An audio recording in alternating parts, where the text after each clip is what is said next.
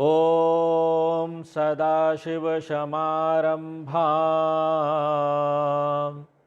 शङ्कराचार्यमध्यमाम् अस्मदाचार्यपर्यन्तां वन्दे गुरुपरम्पराम्।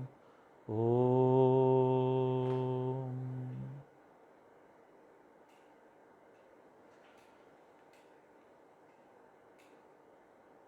दशरथ जी और जनक जी दोनों का जो समाज है वो राम जी के बारात में बहुत ही प्रसन्न दिखाई दे रहे थे। चारों तरफ बाजे बज रहे हैं। आकाश से देवता भी प्रसन्न होकर फूलों की वर्षा करते हुए रघुकुल मणि भगवान श्री राम जी की जय जयकार बोलते, जय श्री राम, जय श्री राम। जनक जी की ओर से लोगों ने जब जाना कि बारात तो बिल्कुल अब द्वार के पास ही आ गई है, द्वार के पास आ गए बारात, द्वार लग रहा है, तो उनकी ओर से भी बाजे बजने लगे। जनक जी के द्वार पर जब बाजे बजे तो रनिवास में भी उनकी ध्वनि सुनाई दी। तो रानियां, सुहागिन स्त्रियां, वो सब लोग आ गई। क्या करने के लिए? परीक्षण करने के लिए। परीक्षण किसको बोलते हैं? जब विवाह के अवसर पर वर जब द्वार पर पहुंच जाता है तो उसका स्वागत होता है, द्वार लगता है, दही और अक्षत का टीका करने की रीति है उस समय। तो जितने भी मंगल द्रव्य थे वो सब वहां पर सजाए गए थे और इस प्रकार राम जी द्वार के पास पहुंच गए। सब प्रकार से मंगल सामग्री रखकर, आरती को संवार कर, चली मुदित परिछनीकरण गजगामिनी बर नारी।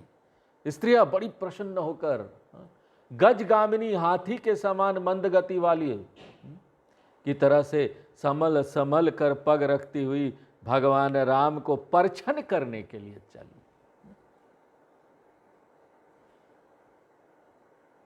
इसके माने ये है कि बारात जब जनक जी के द्वार पर पहुंच गई और जनक जी की तरफ से उनके स्वागत की तैयारी होने लगी है। अब जनक जी के यहां जो सब स्त्रियां भगवान राम के परछन के लिए तैयार होकर चली, वे सब चंद्रमा के मुख वाली है तथा हिरण के समान सुंदर नेत्रों वाली है। सब कुछ सुंदर है वहां। अरे भाई, भगवान का द्वार लग रहा था, भगवान वर थे, कोई लौकिक यहां विवाह नहीं हो रहा था, तो यहां पर तो सब सुंदर सुंदर हो नहीं है। हिरण के समान सुंदर नेत्रों वाली, उन सब के शरीर इतने ज्यादा सुंदर है कि कामदेव की पत्नी रति भी उनके सामने लज्जित हो जाए। वे इस तरह से सुंदर रंगों के वस्त्र धारण किए हुए हैं और सुंदर आभूषण भी धारण किए हुए हैं। सकल सुमंगल अंग बनाए और उन सब ने अपने अंगों को मांगलिक वस्तुओं से सजाया हुआ है। जैसे पैरों में आलता लगाते हैं वो लगाया है, हाथों में मेहंदी है, बिंदी है, तिलक आदि सब लगा रखे हैं। और वो जो गान कर रही थी ना, उनका गाना भी ऐसा था कि कोयल भी लजा जाए। कोयल का स्वर कितना मधुर होता है, वो भी लजा जा रही, मुझसे भी अच्छा कोई गा रहा है। और चलते समय उनके कंगन, करघनी और नुपुर बड़ा सुंदर बज रहे थे। और स्त्रियों की चाल इतनी सुंदर है कि कामदेव की हाथी भी देखकर लज्जित हो जाए। माने उनसे भी सुंदर ना इन स्त्रियों की चाल है। अनेक प्रकार के बाजे बज रहे हैं। आकाश में देवता लोग बाजे बजा रहे हैं। होने वाला है ना 22 तारीख को फिर से राम जी आ रहे हैं, प्राण प्रतिष्ठा होगा। और वो दिन हमारे लिए बहुत महत्वपूर्ण होगा। धन्यवाद हमारे प्रधानमंत्री का, जिन्होंने इस महत्वपूर्ण जो हमारी संस्कृति का एक अंग है उसको समझा और पूरी दुनिया में फैला दिया। उस दिन भी देवता लोग आएंगे और चारों तरफ फूल बरसेगा और बाजे बजेंगे, तो उस दिन सब लोगों को दीपक जलाना है अपने घर में। भगवान राम का जब इतने लोग मिलकर आह्वान करेंगे ना, तो इसमें कोई शक नहीं है कि वो उस प्राण प्रतिष्ठा उस मूर्ति में आ जाएंगे। जनक जी के महल में भी बाजे बज रहे हैं,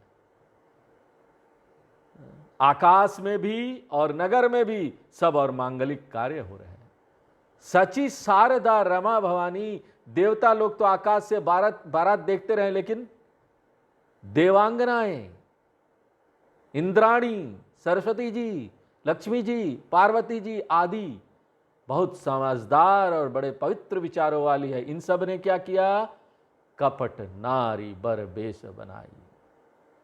इन सब ने सुंदर स्त्रियों का बनावटी वेश धारण कर लिया और रनिवास में जहां पर स्त्रियों की बहुत भीड़ थी, उन सब स्त्रियों के बीच जाकर मिल गए।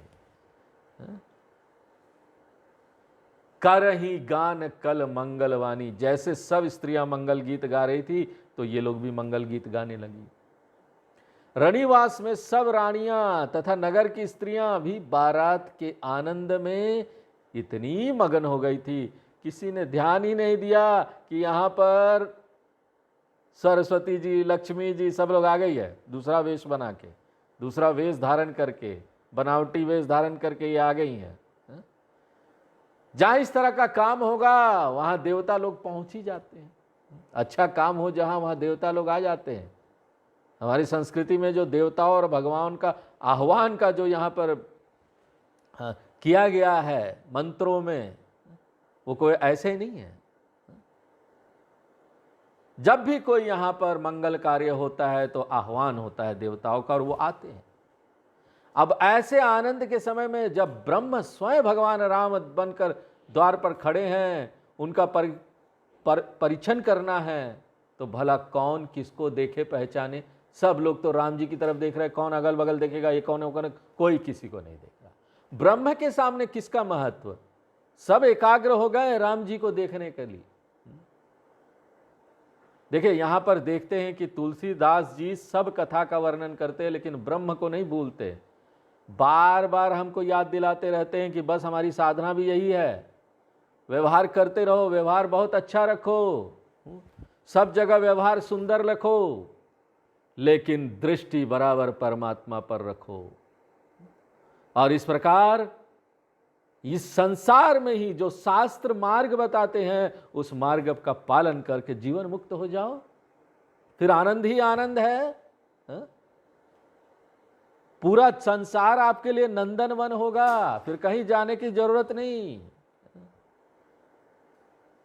हर जगह नंदनवन, हर जगह सुंदरता दिखाई देगी। कल गान मधुर निशान बरसही सुमन सुर शोभा भली। मनोहर गान हो रहे हैं, मधुर बाजे बज रहे हैं, देवता लोग खूब फूल बरसा रहे हैं, बड़ी सुंदर शोभा बनी हुई है। स्त्रियां सब बाहर आ गई और उन्होंने देखा कि द्वार पर घोड़े पर सवार भगवान राम पहुंच गए हैं, विराजमान है। और वो कोई राम नहीं थे, आनंद ही आ गया था, आनंद ही घनीभूत होकर दुल्हे के रूप में विराजमान है। क्यों? क्योंकि जो देखे उसके मन में आनंद आ जाए। जो आनंद को देख लिया उसके मन में आनंद ही आएगा ना, परमात्मा का भाव आएगा। परमात्मा के आनंद की अनुभूति प्राप्त करके यहां ऐसा कौन है जो हर्षित नहीं होगा? अंभोज अंबक अंबु उमगी सुअंग पुलकावली छई। भगवान राम के सुंदर स्वरूप को देखकर सब स्त्रियां इतनी आनंदित हो गई कि उनके कमल के समान सुंदर नेत्रों में भी जल आ गया। उनके शरीर भगवान को देखकर पुलकित हो गए, रोमांचित हो गए, हमारे राम आ गए हैं। जो सुख मा सिय मातु मन देखी राम बरवेशु। भगवान राम को इतने वर रूप में देखना क्या बात है, सुंदर वर रूप में, सुंदर स्वरूप में।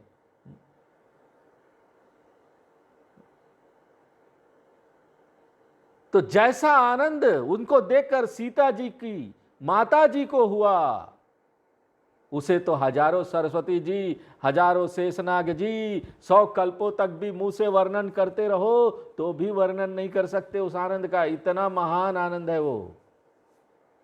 यानी कि उनको आध्यात्मिक आनंद हुआ। वेदांत की भाषा में कहे तो वो परमात्मा के भाव में भावित हो गई। परमात्मा के साथ एक हो जाओ। हमारे शास्त्र हमको यही मार्ग दिखाते हैं। हमारा लक्ष्य क्या है? हमको उस परमात्मा के साथ एक होना है। दुनिया में कहीं आनंद नहीं है। जो भी आनंद आपको दिखाई देता है ना, थोड़ा मोड़ा, शब्द स्पर्श रूप रस गंध, इसी में आपको आनंद आता है ना। यही हमारा संसार है ना। संसार क्या है? अगर ये 5 इंद्रियां बंद हो जाए तो हमारे लिए कोई संसार नहीं। कान से हम शब्द सुनते हैं, त्वचा से ठंडा गरम स्पर्श लेते हैं, आंखों से रूप देखते हैं, जिह्वा से रस सुंदर सुंदर खाना का आनंद लेते हैं, नाक से गंध का आनंद लेते हैं। यही दुनिया है हमारे लिए। यह इंद्रियां बाहर की तरफ भागती है, वहां आनंद ढूंढने का प्रयत्न करती है। हमको अच्छे खाने में आनंद मिलता है, हमको अच्छा देखने में आनंद मिलता है, हमको अच्छा छूने में आनंद मिलता है, सब चीज में बड़ा आनंद मिलता है। लेकिन जो बुद्धिमान व्यक्ति है वो जान गया कि ये आनंद भी जो है ना वही परमात्मा का आनंद है, स्रोत वही है। तो यहां पर ये थोड़ी थोड़ी देर वाला आनंद हमको नहीं चाहिए। अभी है कल चला जाता है। कोई भी अच्छा खाना हो ना, कितने देर तक आनंद मिलता है? यहीं तक, जिह्वा तक, सेकंड्स का या ज्यादा से ज्यादा 2 मिनट 4 मिनट 5 मिनट का आनंद मिलता है। वेदांत की भाषा में कहे तो यही परमात्मा है, उसी का आनंद है, वही स्रोत है आनंद का, और वो परमात्मा हमारे भीतर है। और यहां पर तो परमात्मा का आनंद छाया हुआ है, पर ब्रह्म परमात्मा सामने है। तो सब कुछ भूल कर वो समाधिस्थ हो गई। एक तरफ एकाग्र हो जाना, समाधि में चले जाना।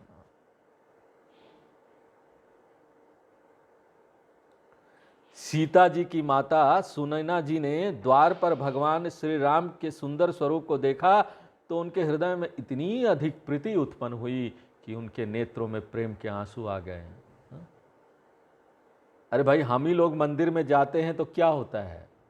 बड़े बड़े मंदिरों में जाते हैं, लंबा लंबा लाइन लगाते हैं। यहाँ पर काशी विश्वनाथ में जाइए, लंबा लाइन, और इतने देर बाद जब हमारा नंबर आता है तो वो भी बाबा को जल्दी जल चढ़ाओ, आगे बढ़ो, जल्दी आगे बढ़ो, पीछे से सब ठेलते रहते हैं। वहाँ पंडित लोग होते हैं, जल्दी जल्दी आगे बढ़ो। तिरुपति में तो 3-4 घंटे का लाइन लगाना पड़ता है, तब बालाजी का दर्शन आता है, तिरुपति बालाजी का।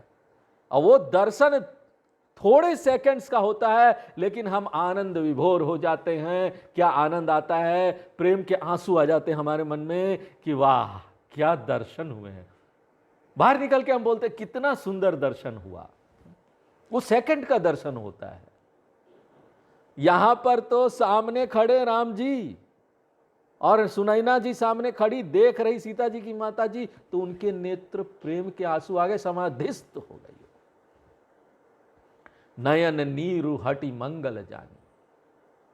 अब उनको रोकना पड़ा अपने आप को। कोई मंगल अवसर है, अगर कोई देखेगा तो किसको पता कि उनका प्रेम का आंसू आ रहा, क्या आ रहा है? वो सोचेंगे दुखी क्यों हो रही है, सीता जी की माता जी दुखी हो रही है। तो उन्होंने जल्दी अपने आप को संभाला और प्रसन्न मन से भगवान राम का परछन आरती करने लगी। अभी भगवान राम द्वार पर घोड़े पर ही बैठे हैं और घोड़े पर बैठे बैठे ही उनकी आरती हुई। वेद विहित अरुकुल आचारू। आरती होने के बाद वेद की रीतियां, लौकिक व्यवहार सब किए गए। सब तरह का जो रीतियां होता है वो सब किया गया द्वार पर ही। पूजन इत्यादि किया गया। जो विप्र लोग थे, जो वृद्ध लोग थे, सब लोग आए और भली भांति उनको संपन्न कराया गया उस सारे जो लौकिक रीति थी, जो वैदिक रीति थी।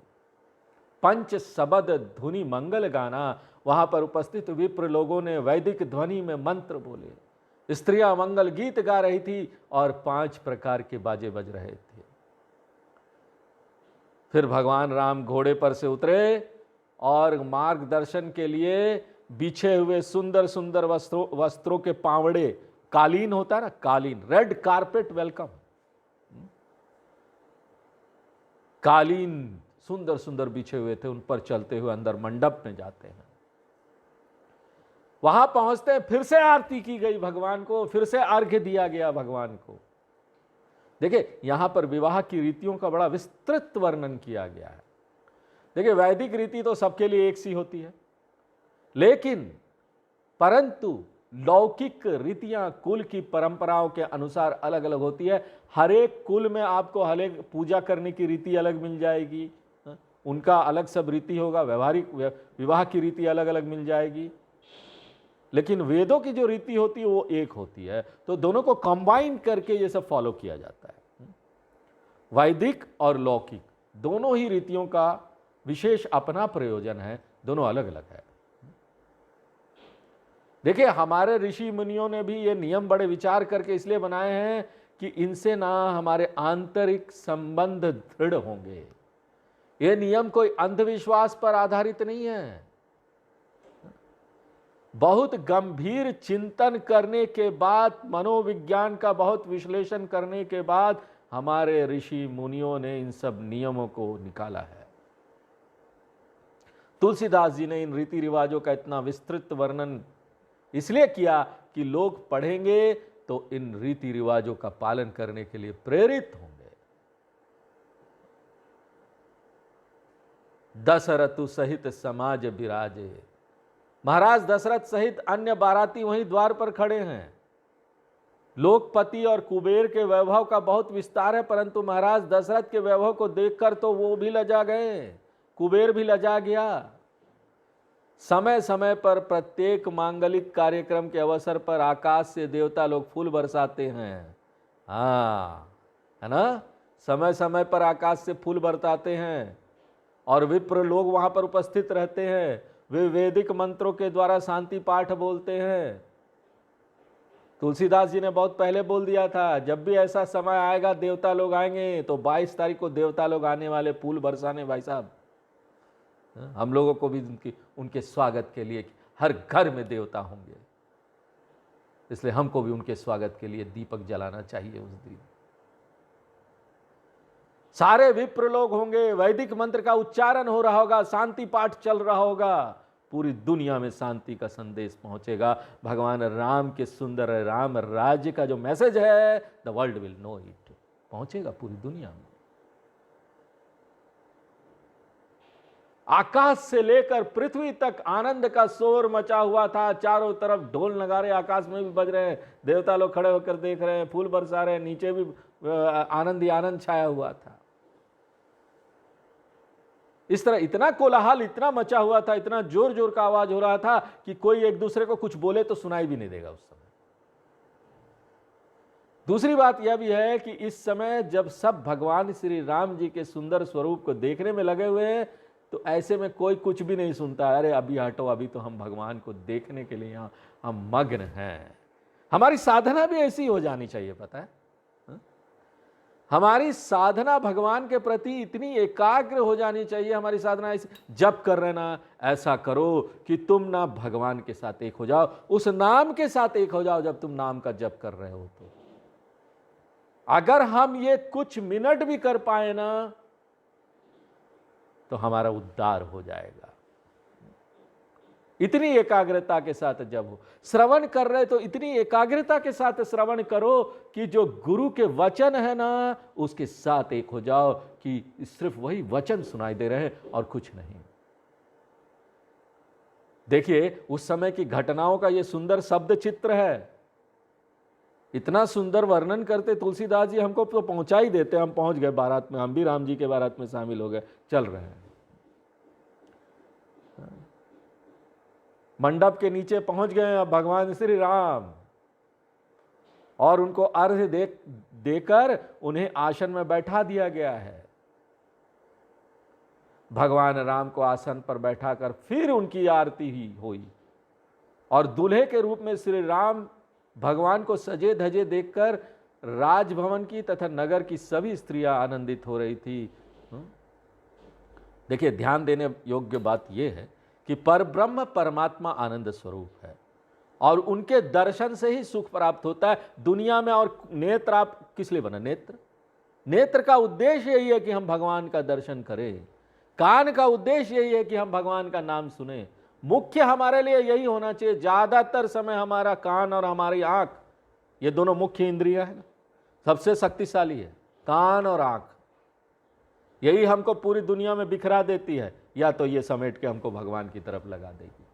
ये दोनों चीजों का अगर हमारा नियंत्रण हो गया ना, समझ लीजिए वाह क्या बात हो गई।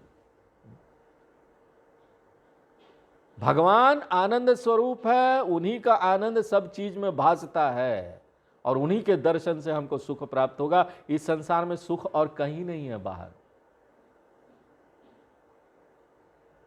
कई लोग आए, ढूंढ ढूंढ के चले गए, और जब जा रहे थे तो जो मृत्यु सैया है उस पर भी असंतुष्ट थे वो। उनको लग रहा था अभी और कुछ करना है, हमने किया ही नहीं। और कई लोगों को तो मृत्यु के समय भी भगवान का नाम याद नहीं आता है। मृत्यु के समय भी उस समय सोच रहे होते हैं, बुलाएंगे अपने बेटों को कि तुम इधर आ जाओ, चारों बेटे इधर आ जाओ, ये रही चाबी, ये रही, ध्यान देना। दुकान के बगल में जो दूसरा दुकान वाला है वो ऐसे करता है, तुम्हारा सब खराब कर देगा, पैसे का हिसाब रखना, नौकर जो है वो ठीक नहीं है। अरे भैया, जा रहे हो अब तो भगवान को याद कर लो।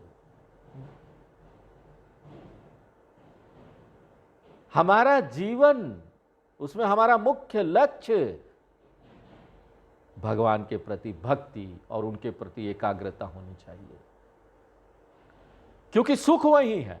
हम जो यहां दूसरी जगह सुख ढूंढने का प्रयत्न कर रहे हैं, बाहर की चीजों में सुख ढूंढने का प्रयत्न कर रहे हैं, वहां हमको सुख नहीं मिलने वाला, क्योंकि वो वहां है ही नहीं।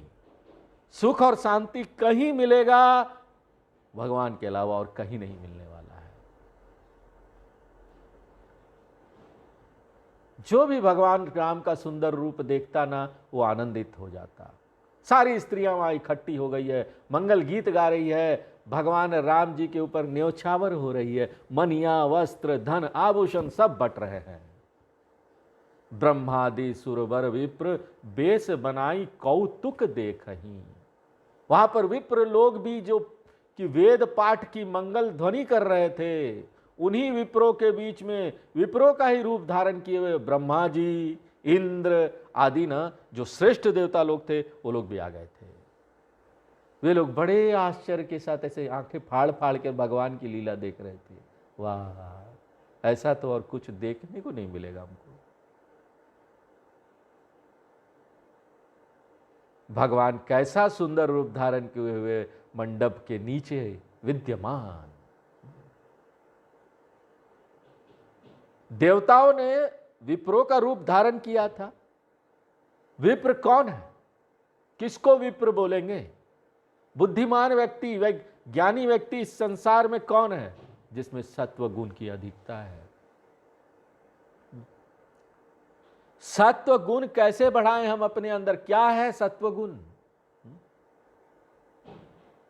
जब हम भगवान के प्रति एकाग्र होंगे और हमारा मन बड़ा होगा, यहां पर हम दुनिया के लिए सोचेंगे और हर तरफ भगवान का हमको दर्शन होगा, तो हमारे अंदर सत्व गुण बढ़ रही है। और यह सत्व गुण धर्म का पालन करने से बढ़ता है।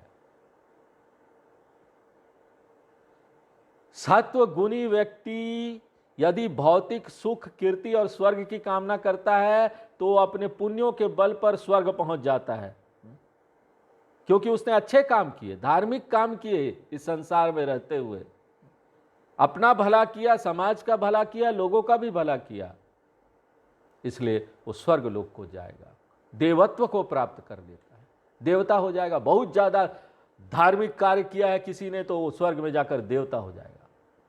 दूसरा मार्ग यह है कि यदि सत्वगुणी व्यक्ति ने भौतिक सुख, कीर्ति और स्वर्ग की कामना नहीं की, मुझे नहीं चाहिए, मैं सत्वगुणी हूं, मैं दुनिया का सोचता हूं, मैं कोई भी काम यहां पर करता हूं तो उस काम को करते हुए ये सोचता हूं कि इस काम से कितने लोगों का और भला होगा, और देखिए, जब हम दूसरों का भला सोचते हैं ना कोई भी काम करने में, तो इसका ये अर्थ नहीं है ना कि हम अपने लिए नहीं कुछ जमा कर पाएंगे। आप जितना दूसरों का भला सोच के काम करेंगे ना, उतने ही लोग आपको देने के लिए आएंगे यहां पर। यहां पर देखिए, हमारे जितने पवित्र स्थल है, जहां पर यहां पर तीर्थ यात्रा वगैरह कीजिए, वहां जाइए, वहां देखेंगे आश्रम बने हुए, बड़े बड़े साधु सन्यासी लोग, सब कुछ उनके पास कुछ नहीं है, वो कोई कामना नहीं करते, लेकिन फिर भी लोग ले लेके उनके पास आते हैं। इतना भर जाता है कि उनको मना करना पड़ता है, और नहीं लाना भैया, आश्रम भर गया है। और खाने को इतना है कि पूछो नहीं, पेट बड़ा बड़ा हो रहा है सबका। शंकराचार्य जी लोगों का भी पेट बड़ा हो गया है। खाने की कमी किसी को नहीं है। तो यहां पर देखिए, अगर उनको कोई भौतिक सुख की कामना नहीं है, उनको कोई कीर्ति की कामना नहीं है, उनको कोई स्वर्ग की सुख की कामना नहीं है, फिर भी बड़े बड़े लोग आकर, प्राइम मिनिस्टर हो चाहे कोई भी हो, वो उनके नीचे बैठते हैं, वो ऊपर बैठते हैं शंकराचार्य जी लोग, वो उनके नीचे बैठते हैं और उनको प्रणाम करते हैं। फिर भी आएगा, आप नहीं चाहेंगे तब भी आएगा। क्यों? क्योंकि हम यहां भगवान का काम करने के लिए निकले हैं। हमको कोई स्वर्ग की कामना नहीं है कि हमारे में इतना सत्गुण आ गया, इतना पुण्य आ गया तो हमको स्वर्ग प्राप्त होगा, हम स्वर्ग में चले जाएंगे। हमारे अंदर वैराग्य आ गया है। वैराग्य यानी कोई अपेक्षा नहीं, दुनिया से कोई अपेक्षा अब नहीं रही। हम तो यहां दुनिया को सेवा देने के लिए आए हैं। मैं यहां सेवा दूंगा और मुझे परमात्मा तक पहुंचना है, उनको प्राप्त करना है, और मुझे कुछ नहीं चाहिए। ऐसे लोग विप्र बन जाते हैं। वो लोग देवता नहीं बनेंगे, विप्र लोग देवता से भी बड़े हैं। देवताओं को तो वहां मौका नहीं मिलने वाला मुक्ति प्राप्त करने के लिए, विप्र को तो यहां मौका भी मिल गया। इस प्रकार सत्वगुणी व्यक्तियों के हृदय में कामना भेद से एक देवता बन जाता है, दूसरा विप्र बन जाता है। चुनिए कि आपको क्या बनना है। विप्रत्व को प्राप्त करना देवता होने से भी दुर्लभ है। इस संसार में जितने भी अच्छे लोग हैं, जो धर्म पे चलते हैं, दूसरों की भलाई की कामना करते हैं, सर्वे भवन्तु सुखिना, ऐसा जीवन जीते हैं, वो लोग विप्र हैं। शास्त्रों के अनुसार धर्म के मार्ग पर चलते वो विप्र हैं। पहले से बहुत पुण्य करके आए, उनकी कोई अपेक्षा नहीं रही जीवन में, तो अब ना वो देवताओं के, भगवान के नजदीक होकर चलते हैं। तो ये देवता होने से भी दुर्लभ है। देवता लोग भी भगवान के सामने जाना चाहते हैं, उनको भी दुर्लभ है, उनको भी मुश्किल होती है, लेकिन ये विप्र लोग पहुंच जाते हैं। और देवता लोग क्योंकि सत्वगुणी हैं, तो ना विप्रों का रूप धारण कर सकते हैं, वो कोई भी रूप ले लेते हैं देवता लोग। तो उन्होंने क्या किया कि उन्होंने ब्रह्मादि श्रेष्ठ देवता, उन्होंने क्या किया, विप्रों का, साधु संतों का रूप धारण कर लिए और इस मंगल कार्य को देखने के लिए वहां पर पहुंच गए। अब लोक की रघुकुल कमल रवि छवि सुफल जीवन लेखही। और वो देखते हैं कि भगवान श्री राम रूपी सूर्य के उदित होने से रघुवंश रूपी कमल प्रफुल्लित हो रहा है। और देवता लोग उनका सुंदर रूप देखकर, भगवान का सुंदर रूप देखकर अपने जीवन को सफल मान रहे थे कि हमारा जीवन सफल हो गया।